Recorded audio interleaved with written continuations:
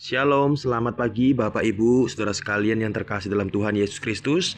Renungan kita pada pagi hari ini terambil dari satu bagian firman, 2 Tawarik pasal pertama, ayat pertama hingga yang ke-13.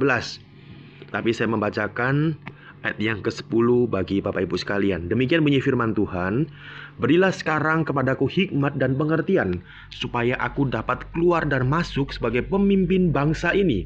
Sebab siapakah yang dapat menghakimi umatmu yang besar ini?" Amin untuk kebenaran firman Tuhan. Bapak Ibu sekalian, coba kita sama-sama bayangkan pada hari ini. Jikalau kita diberi kesempatan untuk mengajukan satu permintaan kepada Tuhan tentunya, dan pasti akan segera dijawab. Apa yang akan kita minta? Coba sejenak Bapak Ibu renungkan, kalau kita disuruh Tuhan untuk mengajukan satu permintaan kepadanya, apa yang akan kita ajukan kepada Tuhan? Permintaan seperti apa yang kita akan sampaikan kepada Tuhan? Apakah itu berkaitan dengan kekayaan, pasangan hidup, kesuksesan, atau mungkin kesehatan kita, atau bahkan kebahagiaan kita? Permintaan seperti apa sih yang kita coba ajukan kepada Tuhan? Bapak Ibu sekalian, permintaan kita bisa mencerminkan sejauh mana kedewasaan dan karakter rohani setiap kita. Demikian juga nats yang kita baca, yaitu adalah ungkapan dari seorang Salomo. Salomo ketika berdiri di hadapan Tuhan, bisa saja dia meminta apapun. Namun yang ia minta justru adalah wisdom, hikmat itu sendiri.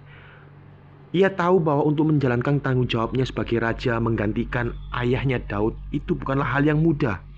Tidak mudah. Memimpin umat Israel sebegitu banyaknya tidak mudah. Tetapi ketika Salomo datang kepada Tuhan, dia meminta hikmat. Ia sangat membutuhkan bimbingan daripada Tuhan. Kalau kita melihat Bapak Ibu di awal pemerintahannya menunjukkan bahwa Salomo memprioritaskan relasinya dengan Tuhan. Bahkan di ayat pertama dalam bacaan kita memperlihatkan bahwa Tuhan senantiasa menyertai Salomo. Dan itulah yang membuatnya menjadi sangat besar. Keberhasilan Salomo Bapak Ibu bukan karena dia hebat, bukan karena pribadinya hebat, melainkan karena penyertaan daripada Tuhan. Demikian juga sebelum benar-benar memulai tugas sebagai raja, Salomo mengajak seluruh bangsa Israel untuk datang beribadah bersama-sama di bukit pengorbanan di Gibeon. Salomo mempersembahkan korban yang sangat banyak sebagai tanda penyerahan diri sepenuhnya kepada Tuhan. Dan sikap yang demikian mencerminkan bahwa Salomo meletakkan prioritas utama pada kehidupan rohaninya. Lepas daripada itu, selain ibadah, seperti yang saya katakan di awal, bahwa Salomo juga memohon hikmat kepada Tuhan. Ia tidak meminta kekayaan. Salomo gak minta umur panjang atau kemenangan atas musuh, melainkan kemampuan untuk memimpin umat Tuhan dengan bijaksana. Bapak Ibu sekalian, kita bisa melihat permintaan Salomo ini menggambarkan dirinya itu seperti apa. Di sini menunjukkan bahwa dia adalah orang yang sangat rendah hati dan dia sadar akan keterbatasan dirinya. Ia tahu bahwa memimpin umat Tuhan itu bukan tugas yang gampang. Memimpin umat Tuhan bukanlah tugas yang ringan, melainkan amanat yang besar. Dan untuk memimpin itulah Salomo membutuhkan hikmat dari Tuhan. Kalau kita lihat lebih lanjut Bapak Ibu, Tuhan sangat berkenan pada permintaan Salomo. Sehingga bukan hanya hikmat saja yang Tuhan berikan, tetapi juga berkat-berkat yang lainnya yang tidak pernah disebutkan oleh Salomo. Di sini kita boleh melihat bahwa ketika kita mendahulukan apa yang menjadi maunya Tuhan, apa yang menjadi kehendaknya Tuhan, maka hal-hal yang lain pun juga akan Tuhan tambahkan bagi setiap kita. Dalam kehidupan kita Bapak Ibu, seringkali kita dihadapkan pada pilihan dan tanggung jawab yang besar. Benar tidak? Baik itu di sekolah, di tempat kerja, dan banyak hal-hal yang lainnya. Kita dihadapkan pada pilihan dan tanggung jawab yang besar. Nah, pertanyaannya Bapak Ibu, dalam situasi yang seperti itu, apakah kita mengandalkan hikmat kita sendiri sebagai manusia yang terbatas, atau kita datang kepada Tuhan mengandalkan hikmat Tuhan, memohon hikmat daripada Tuhan untuk senantiasa memimpin kita, menuntun kita dalam mengambil keputusan sekalipun.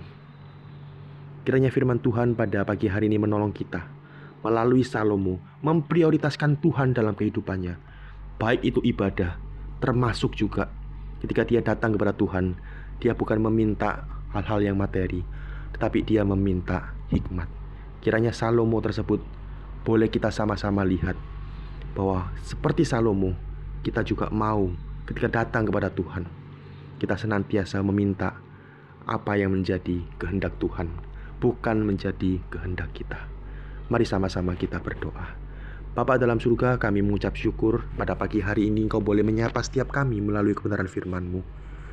Kiranya firman yang telah kami sama-sama dengar mengingatkan kami bahwa seperti Salomo ketika datang kepada Engkau, tidak meminta kaya, tidak meminta menjadi pemimpin yang hebat luar biasa, mempunyai banyak pasukan, tetapi dia datang kepada Engkau meminta hikmat. Dan itu menunjukkan bahwa dia adalah orang yang sangat rendah hati. Dan dia sadar bahwa dirinya tidak bisa apa-apa jikalau tanpa Tuhan. Ampuni kami ya Tuhan, sering kami dalam mengambil keputusan apapun, kami lebih mengandalkan logika kami. Kami lebih mengandalkan diri kami ketimbang Tuhan. Biarlah lewat firman-Mu ini kami ditegur, kami diingatkan. Dalam segala hal kami memerlukan Tuhan. Kami memerlukan hikmat yang daripada Tuhan. Terima kasih Tuhan, terpujilah nama-Mu. Di dalam nama Tuhan Yesus kami mengucap syukur dan berdoa. Amin. Terima kasih Bapak Ibu Saudara sekalian, selamat beraktivitas, Tuhan Yesus memberkati.